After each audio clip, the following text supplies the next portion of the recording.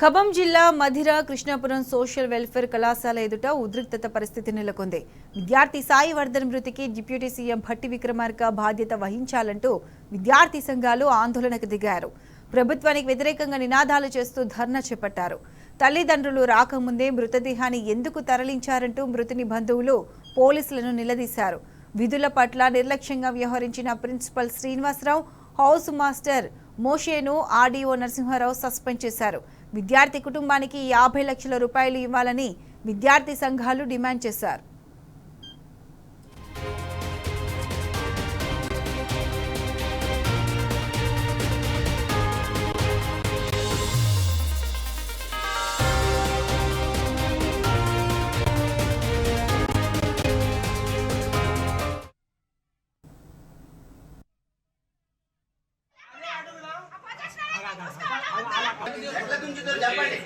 పిల్లలు చాలా మంది కాబట్టి మేము అంతా వీడియోగ్రఫీ చేసాం.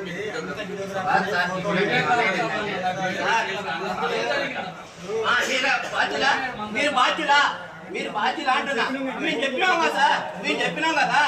అంటే రాజకీయం లేదు సార్, మా కడుపుతాలు మేము ఉన్నాము, మా కడుపుతాలు మేము ఉన్నాము. దళితుల ఈ రెసిడెన్షియల్ లో ఇలాంటి ఘోరాలు ఈ రోజు రాష్ట్ర వ్యాప్తంగా, అదేవిధంగా మధిర పట్టణంలో, మధిర నియోజకవర్గ కేంద్రంలో ఇలాంటి ఘటనలు ఇది రెండోసారి రాష్ట్ర వ్యాప్తంగా జరుగుతూనే ఉన్నవి. నిన్న కాక మొన్న ఈ గురుకులాలని పెద్దపీట వేస్తామని చెప్పినటువంటి ఈ ప్రభుత్వం మెను ఛార్జీలని పెంచుతున్నాం, విద్యార్థులకి అనేక రకాలుగా అన్ని రకాల సౌకర్యాలను తీసుకొస్తామని చెప్పినటువంటి గవర్నమెంట్ ఈ రోజు ఇలాంటి ఈ హాస్టల్ బిల్డింగ్ మన మీడియా మిత్రులంతా కూడా వెళ్ళి చూస్తే లోన్ ఎంత ఉందంటే, ఎంత దారుణంగా ఉన్నదంటే ఒక్కసారి పరిశీలన చేస్తే అర్థమవుతున్నది. కాబట్టి ఈ రోజు గురుకులాలని పెద్దపీట వేయటం కాదు, దళితులకి పెద్దపీట వేయటం కాదు. ఇక్కడ గురుకులాలంటే పేద విద్యార్థులను చదువుకున్నటువంటి దళితులని ఈ రోజు ఆత్మహత్య కేంద్రాలుగా మార్చడమే వాళ్ళ లక్ష్యంగా మారింది. పేరెంట్స్ అంతా మీకు ఈ గురుకులాల్లో చదవకుండా వెళ్ళిపోవడంకు కారణమయ్యే విధంగా తయారు చేసి తీసుకొచ్చే విధంగా చేస్తున్నారు.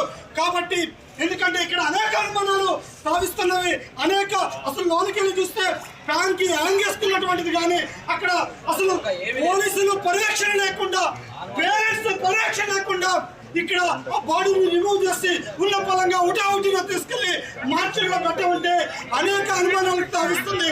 కాబట్టి తక్షణమే ఇంత ఘటన జరుగుతున్న ఆర్సీఓ రాకపోవటము, జిల్లా అధికారులు స్పందించకపోవటము, ఇలాంటి అనేక కారణాలు తావిస్తున్నాయి. కాబట్టి తక్షణమే కలెక్టర్ న్యాయ విచారణ చేయాలి, డిప్యూటీ సీఎం భట్టి విక్రమార్క గారు స్పందించాలని చెప్పేసి ఈ వేదికగా మేము డిమాండ్ చేస్తున్నాం.